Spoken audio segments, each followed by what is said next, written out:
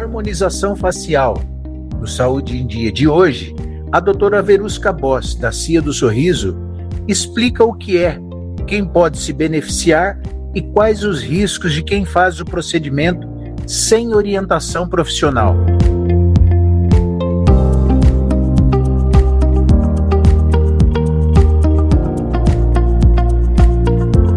A harmonização facial, na verdade, é um conjunto de procedimentos para melhorar o equilíbrio, a simetria e as proporções da face. Esses procedimentos, eles buscam suavizar, os sinais de envelhecimento e também melhorar as qualidades naturais das pessoas. Agora, por que virou essa febre, tão popular assim?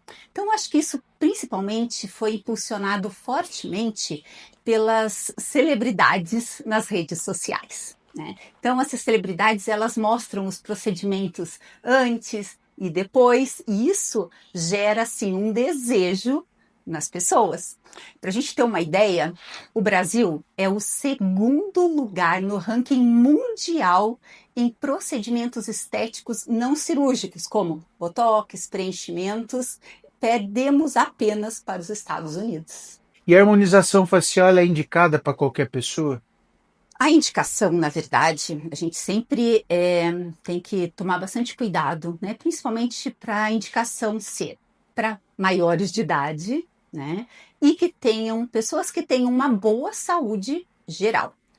Contraindicações seriam gestantes, mulheres que amamentam, infecções, qualquer tipo de infecção que tivermos, seja oral ou infecções sistêmicas, são contraindicados fazerem qualquer tipo de procedimentos, e pessoas que têm doenças autoimunes que não estejam controladas, e também aqueles que são alérgicos aos componentes das fórmulas. Por isso, muito importante procurar antes o profissional para esclarecer todas essas dúvidas.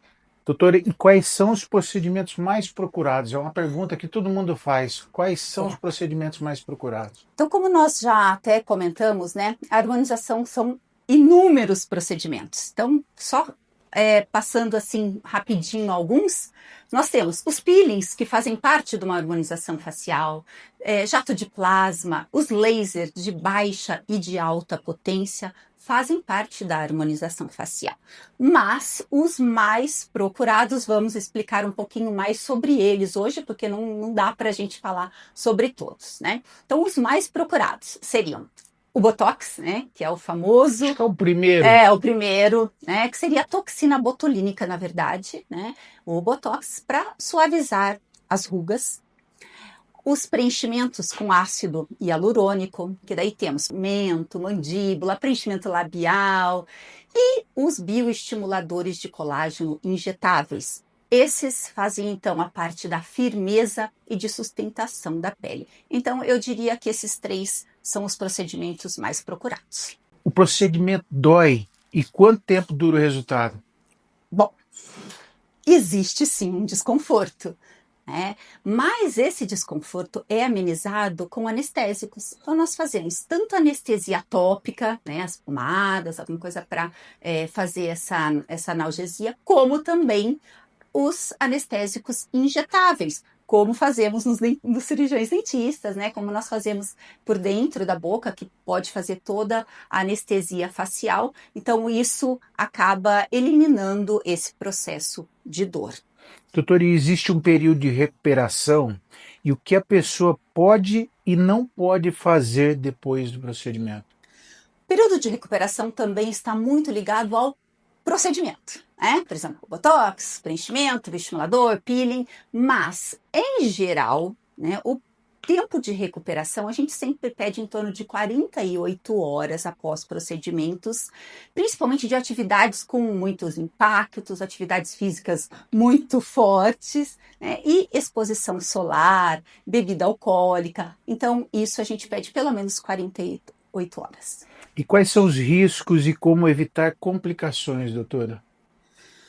Bom, os riscos, Nós temos os riscos já esperados, vou até falar um pouquinho para vocês. Pois não. Eu fiz em mim mesma o procedimento, e Os hematomas, esses, infelizmente, não tem como a gente falar que não vão acontecer, né? Esses são muito comuns acontecerem, então são riscos. Então, como hematomas, o edema, né, que é o inchaço, a vermelhidão, esses riscos podem acontecer. Agora, existem complicações mais graves. Por isso que a importância de se fazer uma consulta prévia para saber sobre a sua saúde geral, os seus hábitos, que isso influenciam muito, tanto na duração dos produtos, dos tratamentos, como nas complicações pós-operatórias. E como é que o paciente deve escolher um profissional de confiança, doutora? É uma pergunta meio difícil, mas precisa ser respondida. Difícil, mas bem interessante. Nós começamos falando sobre as redes sociais. E isso, a gente tem visto muito que as pessoas hoje, elas procuram como o profissional. Elas correm nas redes sociais e vejam lá seus antes, depois. Isso é muito interessante, isso é bom. Mas tem um lado ruim, porque rede social aceita qualquer coisa. Inclusive, eu sempre falo para os meus pacientes, você já viu o próprio profissional postar os seus maus casos, seus casos de complicações, aqueles casos que não deram certo? Então, ninguém vai postar casos ruins. Então, eu acho assim, a minha opinião seria o quê? É interessante rede social, muito interessante, do que a pessoa faz, como que é o procedimento, como que é a sua estrutura, né, dentro das clínicas. Mas o mais importante é você procurar essa pessoa, esse profissional que você está procurando. É especialista na área? Ele tem especialização? A clínica tem suporte? Né? Como que é a estrutura dessa clínica? A vigilância sanitária está tudo dentro dos padrões? Então, qualquer tipo de procedimento, nós já falamos, tem os seus riscos, tem as suas complicações, mas essas complicações precisam estar dentro de um patamar que o profissional consiga reverter se isso acontecer. E para isso, o profissional precisa ser capacitado. Então, antes de escolher o seu profissional, não olhe só nas redes sociais, procure o currículo também. Doutora, e o que fazer se algo der errado após o procedimento? Bom, o que fazer? O interessante é que não ocorra nada, né? A gente sempre espera que corra tudo bem, com os pequenos riscos que podem acontecer, mas dentro da normalidade. Se acontecer algo, precisa ter o contato do profissional que você fez o procedimento. Então, o primeiro contato tem que ser com o profissional que fez o procedimento, né? Por isso a importância de uma consulta prévia, você ter esse contato pessoal do profissional, né? Que ele precisa te dar esse suporte no pós-operatório. Então, a primeira coisa é correr e ligar para o profissional. Para a gente fechar, doutora, qual a mensagem que a senhora deixa para quem está considerando fazer a harmonização facial?